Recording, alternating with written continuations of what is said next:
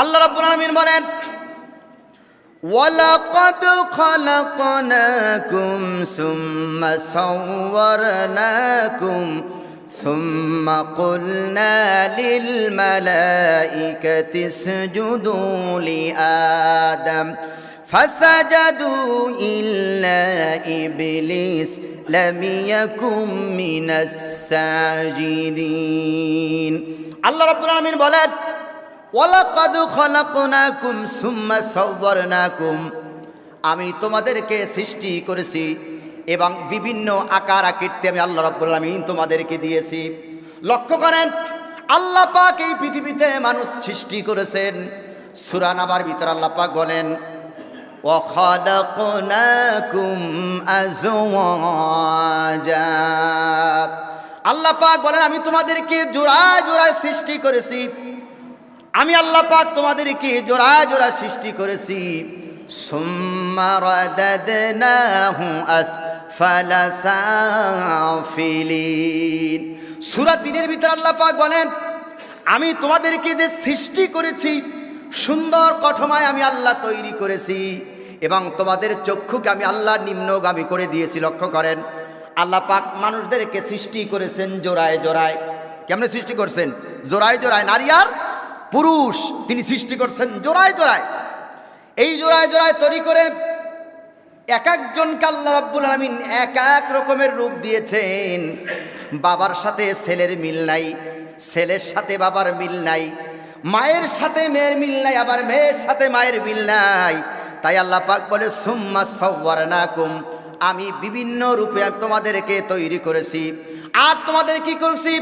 কাররামনা বানি আদম, আমি বানি আদমকে আল্লাহ রাব্বুল আলামিন সম্মানিত করেছি। সুবহানাল্লাহ। মানুষকে আল্লাহ কি করেছে? সম্মানিত করেছে। পৃথিবীর সৃষ্টির শ্রেষ্ঠ হলো মানুষ, আর এই মানুষকে আল্লাহ কি করছে? সম্মান বাড়িয়ে দিয়েছে। মানুষকে আল্লাহ যত সম্মান দিয়েছে, আল্লাহ পৃথিবীতে এত সম্মান কাউকে দেয়? কতক্ষণ দিছে? মানুষ সবচেয়ে সম্মানিত। কাররামনা বানি আদম, সম্মানিত সুদীপ। এই মানুষকে আল্লাহ রাব্বুল আলামিন বিভিন্ন রূপ দিয়ে বানাইছেন, সম্মানিত করেছেন।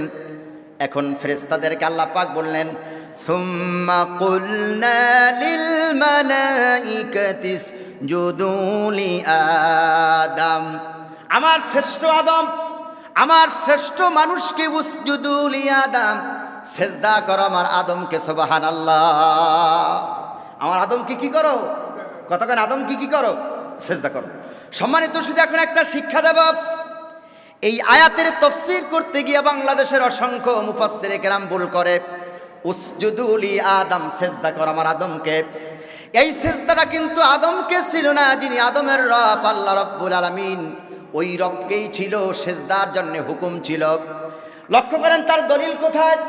আল্লাহ পাক সূরা কুরাইশের ভিতরে বলেন, ফালিয়াবুদু রাব্বা হাযাল বাইত আল্লাযী আত'আমাহুম মিন জু ওয়া আমানাহুম মিন খাউফ। সবাই পড়ি, ফালিয়াবুদু রাব্বা হাযাল বাইত আল্লাযী আত'আমাহুম মিন জু ওয়া আমানাহুম মিন খাউফ। আল্লাহ পাক বলেন, ফালিয়াবুদু রাব্বা হাযাল বাইত, তোমরা যদি কাবা ঘরের মালিক আল্লাহর ইবাদত করো। লক্ষ্য করেন, কাবা ঘরের মালিক আল্লাহর যদি ইবাদত করো। এখন সকলের কাছে প্রশ্ন হলো, কাবা ঘরের মালিক কে? আরো জোরে বলেন, কাবা ঘরের মালিক কে? আল্লাহ পাক বলে, ফালিয়াবুদু রাব্বা হাযাল বাইত, তোমরা যদি কাবা ঘরের মালিক আল্লাহ রাব্বুল আলামিনের ইবাদত করো, নগদ আমি আল্লাহ পাক 2টা পুরস্কার দেব। আল্লাযী আত'আমাহুম মিন জু, তোমাদের যখন ক্ষুধা পাবে আমি ক্ষুধার সময় তোমাদেরকে খেতে দেব। ওয়া আমানাহুম মিন খাউফ, ভীতি বা ভয়ের সময় আমি আল্লাহ রাব্বুল আলামিন তোমাদেরকে আশ্রয় দেব। সুবহানাল্লাহ। এখন শিক্ষাটা কি? ফালিয়াবুদু রাব্বা হাযাল বাইত, তোমরা যদি কাবা ঘরের মালিক আল্লাহর ইবাদত করো, চতুর্দিকে যত হাজিরা ঘরে আর বলে লাব্বাইক আল্লাহুম্মা লাব্বাইক লা শারীকা লাকা লাব্বাইক ইন্নাল হামদা ওয়া নি'মাতা লাকা ওয়াল মুলক লা শারীকা লাকা লাব্বাইক, চতুর্দিকে তালবিয়া পাঠ করতে থাকে। আজান যখন হয়ে যায় সবাই নামাজে দাঁড়ায় যায়, রুকু করে, সেজদা করে। এখন প্রশ্ন হলো, যারা রুকু করে সেজদা করে কেউ কিন্তু কাবাকে রুকু আর সেজদা করে না। যিনি ওই কাবার মালিক আল্লাহ রব্বুল আলামিনকে সবাই রুকু এবং সেজদা করে। ঠিক কিনা বলেন? কেউ কাবাকে সেজদা করে না, যিনি কাবার মালিক ওই আল্লাহকে কি করে? সেজদা করে। ঠিক আল্লাহ বলেন উসজুদু লিআদম, আমার আদমকে সেজদা করো। এই সেজদার মানি হলো আদমের যিনি রব, ওই রবের কাছে তুমি মস্তককে নত করো। উসজুদু লিআদম। আল্লাহু আকবার বলেন। আল্লাহ পাক বললেন উসজুদু লিআদম ফাসাজাদু ইল্লা ইবলিস। আল্লাহ বললেন সেজদা করো আমার আদমকে। সবাই সেজদা করলো, সেজদা করলেন না মিস্টার ইবলিস। লাবিয়াকুম মিনাস সাজিদিন, সে সেজদা করতে অহংকার বোধ করলেন, সেজদা তিনি করলেন না। আল্লাহ পাক সঙ্গে সঙ্গে প্রশ্ন করলেন, কেন তুই সেজদা করলি না? قال ما منعك ألا تسجد إذ أمرتك قال أنا خير منه خلقتني من نار وخلقته من طين। আল্লাহ পাক বললেন ইবলিস তোকে সেজদা করতে বললাম, তুই কেন সেজদা করলি না? আমার হুকুমের কাছে মাথাকে কেন নত করলি না? আমার আইনের কাছে তোর মস্তককে কেন নত করলি না? বুদ্ধিজীবী শয়তান তিনি কি বললেন? ক্বালা আনা খায়রুম মিনহু, আমি হলাম তার থেকে উত্তম।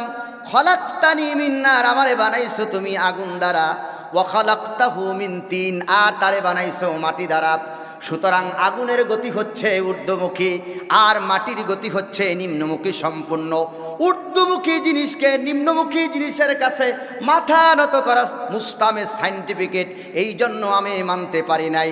আল্লাহ তাআলা দেখলেন বুদ্ধিজীবীর যুক্তি তো আসলেই খারাপ না, ভালোই যুক্তি দিয়েছে। সুতরাং আগুন তো যায় উপরে আর মাটি তো যায় নিচে, যুক্তি যা দিয়েছে ভালোই দিয়েছে, খারাপ দেয় নাই। আল্লাহ তাআলা সঙ্গে সঙ্গে বললেন আবাস তাকবারা ওয়া কানা মিনাল কাফিরিন। আমার আদমের সাথে বেয়াদবি করছো, আমার হুকুমের সাথে বেয়াদবি করছো, আমি আল্লাহ ফতোয়া দিলাম তুই কাফের হয়ে গেলি। আবা ওয়াস্তাকবারা ওয়া কানা মিনাল কাফিরিন। জোরে কোন নাউজুবিল্লাহ। আল্লাহর হুকুমের সামনে কি করে নাই? মাথা নত করে নাই।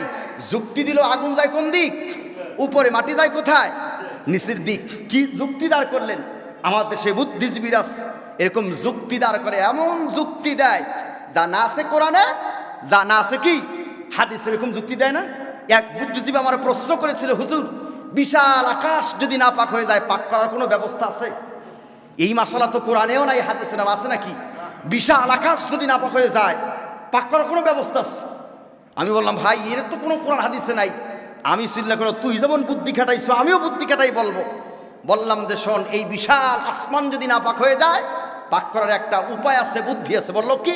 আমি বললাম শোন, 50 লিটারের একটা বালতি লবি আর ওর ভিতরে একটা ঘোড়ার ডিম ভাঙবি। ঘোড়ার ডিম ভেঙে এইটাকে সুন্দর করে মাঠাই করে অর্থাৎ গুলে গুলে ফিসকারি দিয়ে উপরে ছিটাবি। তখন বুদ্ধিজীবী বলছে যে হুজুর ঘোড়ায় কি ডিম পারে নাকি, আন্ডা পারে নাকি?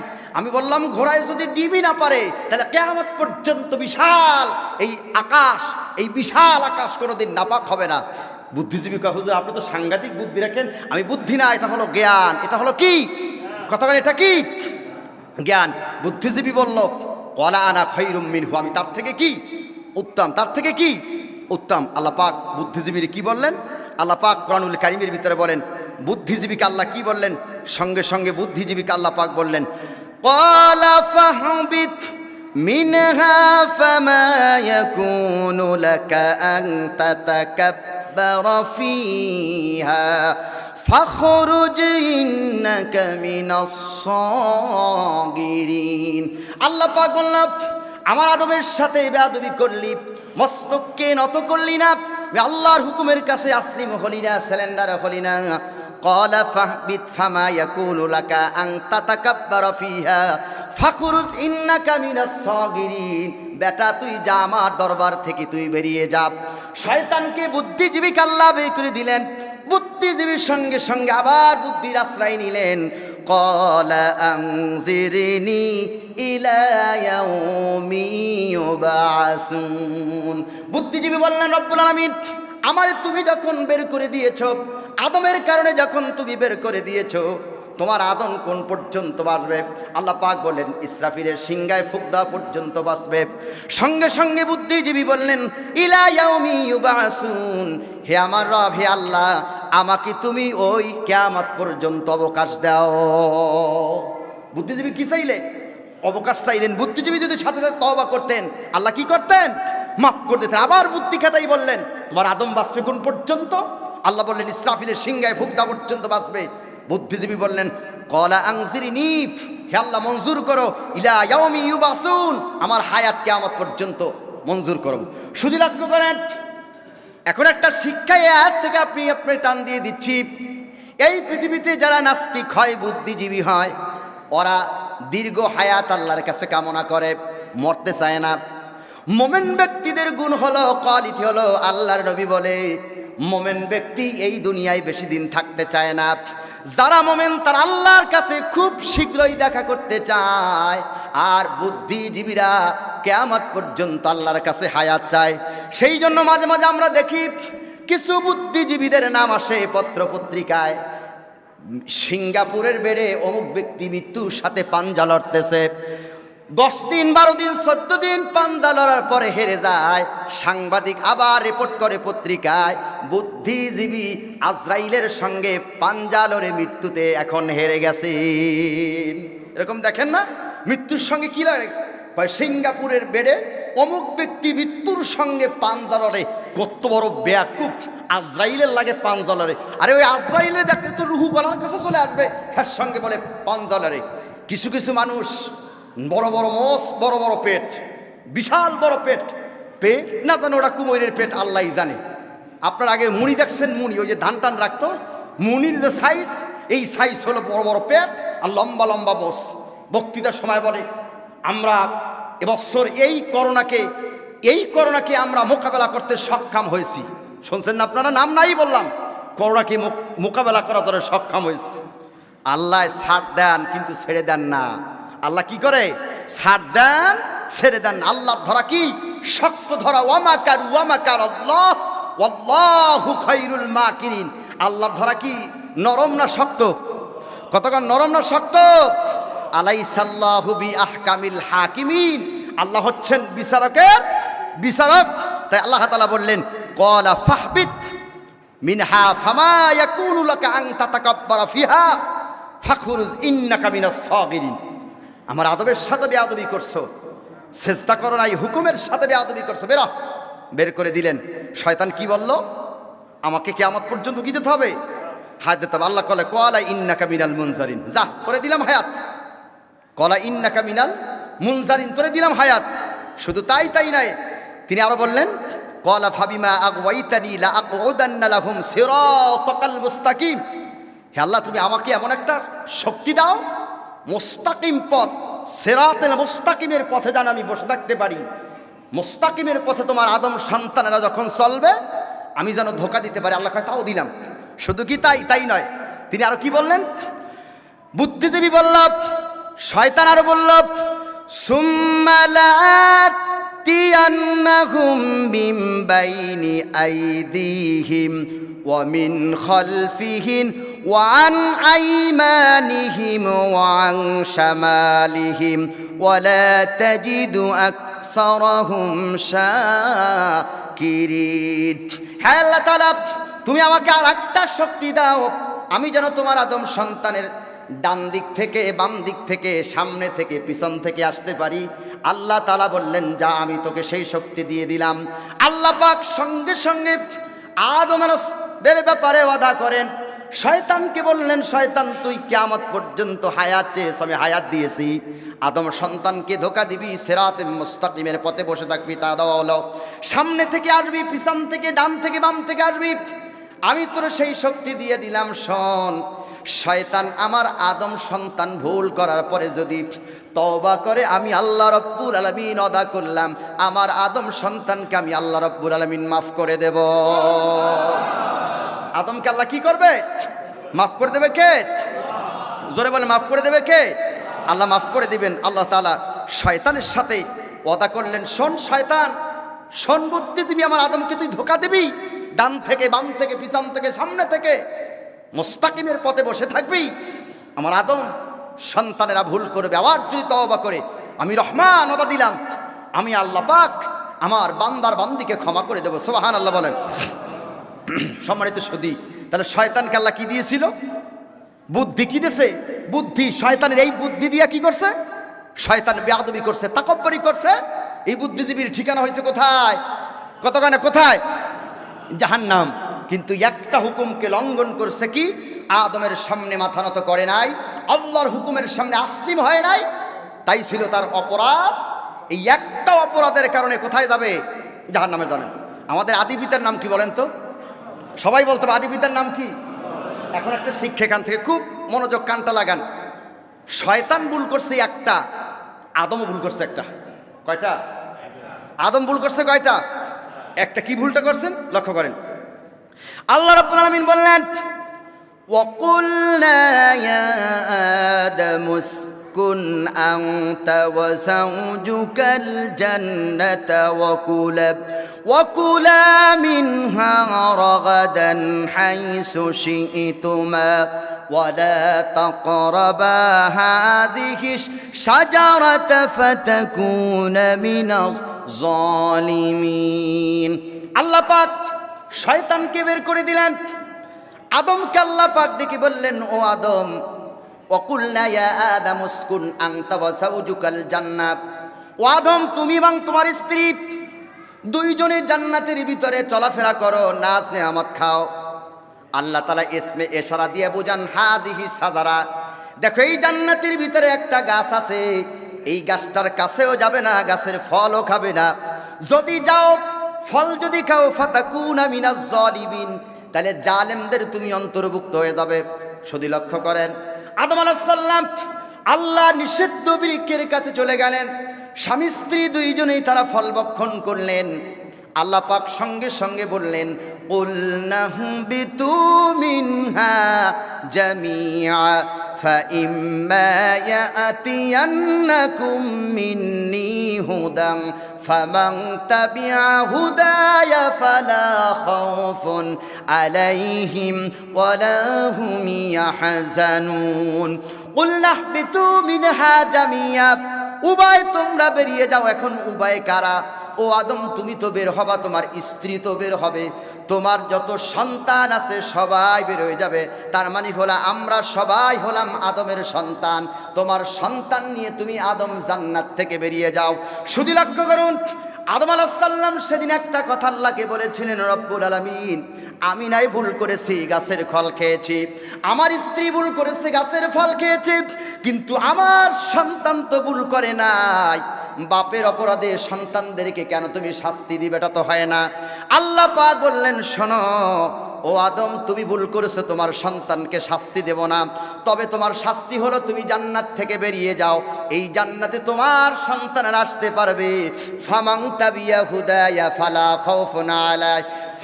খাউফুন আলাইহিম ওয়ালা হুম ইয়াহজানুন, তোমার সন্তানেরা এই জান্নাতে আসতে পারবে। ফামান তাবিয়া হুদায়া, তোমার সন্তানদের কাছে একটা পথ যাবে, হুদা যাবে। কোরআনের এক নাম হলো হুদা, এই হুদা নামক পথটা যাবে। যে ব্যক্তি ফামান তাবিয়া হুদায়া, এই কোরআনকে যারা মানবে, ফালা খাউফুন আলাইহিম, তাদের কোনো ভয় নাই, ওয়ালা হুম ইয়াহজানুন, তাদের কোনো চিন্তা নাই। ও আদম, তুমি শোনো, তোমার সন্তানেরা যদি কোরআনটাকে মানে, আর কোরআন অনুযায়ী যদি ব্যক্তি, পরিবার, সমাজ এবং রাষ্ট্র করে, তাদের কোনো ভয় নাই, চিন্তা নাই। আমি আল্লাহ পাক তাদেরকেও আবার জান্নাতে নিয়ে আসবো। জোরে কোন সুবহানাল্লাহ। ওই জান্নাতে আমরা যেতে চাই না? কথা বলেন, যাইতে চাই না? জান্নাতে যেতে হলে কোনো পথ দিয়ে জান্নাতে যাওয়া যাবে না, ডানেও না, বামেও না, সামনেও না, পিছনে না, একটা পথ দিয়েই কেবলমাত্র ওই আল্লাহর জান্নাতে যাওয়া যাবে। ফামান তাবিয়া হুদায়া, হুদা শব্দের অর্থ হলো কোরআন।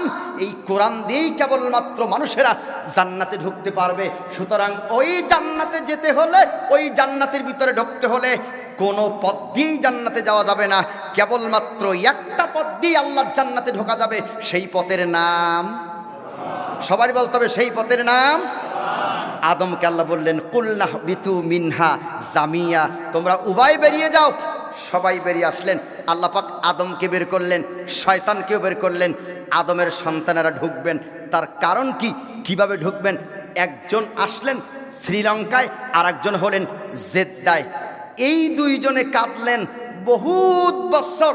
কাদার পরে দুইজনের এক জায়গায় মিলন হলো। সেই জায়গাটার নাম হলো আরাফাতের ময়দান, যেখানে সুন্দরী রমণী, মিশরের কত সুন্দরী রমণী, বাংলাদেশের সুস্বাস্থ্য দেহের অধিকারীর কত পুরুষ যায় একই মাঠের ভিতরে রাত যাপন করে, একই মাঠের ভিতরে থাকে। কত সুন্দরী রমণী, কত সুদর্শন পুরুষ একই আরাফাতের ময়দানে থাকে। আজ থেকে ১৫০০ বছর আগে থেকে ওখানে মানুষ আছে, আরাফাতের ময়দানে মানুষ আছে। কোনোদিন শোনা যায় নাই, পত্রপত্রিকাতেও আসে নাই, ইন্টারনেটেও আসে নাই অমুকের স্ত্রী অমুকে নিয়ে গেছে, অথবা মিশরের মেয়ে বাংলাদেশের পুরুষ নিয়েছে, এমনও ইতিহাস ওখানে পাওয়া যায় নাই। আল্লাহ তাআলা আদি পিতা আদিমাতার মিলনের মাধ্যমে যেই জায়গাটা, ওই জায়গাটার নাম হলো আরাফাতের ময়দান। ওখানে নারী আর পুরুষ মিলবে, কিন্তু আল্লাহ তাআলা যৌবন শক্তি সব কেড়ে নিবে। কোনো পুরুষের হিম্মত নাই একটা নারীর দিক তাকাবে, আর নারীরও হিম্মত নাই একটা পুরুষের দিক তাকাইবে। কেমন আরাফাতের ময়দান আল্লাহ বানাইলেন, স্বামী স্ত্রীর মিলন হলো। জায়গাটার নাম আরাফাতের, কতক্ষণ আরাফাতের ময়দান। দুইজনে আসলেন, কত বছর কাটলেন? ৩৫০ বছর। আরও রেয়াতে বেশি আছেন। কি দোয়াটা বলে কাটছিলেন, সেই দোয়াটা এখন আমি আপনাদেরকে বলছি। কি দোয়াটা আদম পড়েছিলেন, মা হাওয়া কি দোয়া করেছিলেন, আদি পিতা আদম কি দোয়া পেয়ে আল্লাহর কাছে ক্ষমা পেলেন, সেই দোয়াটা কি সবাই আমার সাথে পড়েন।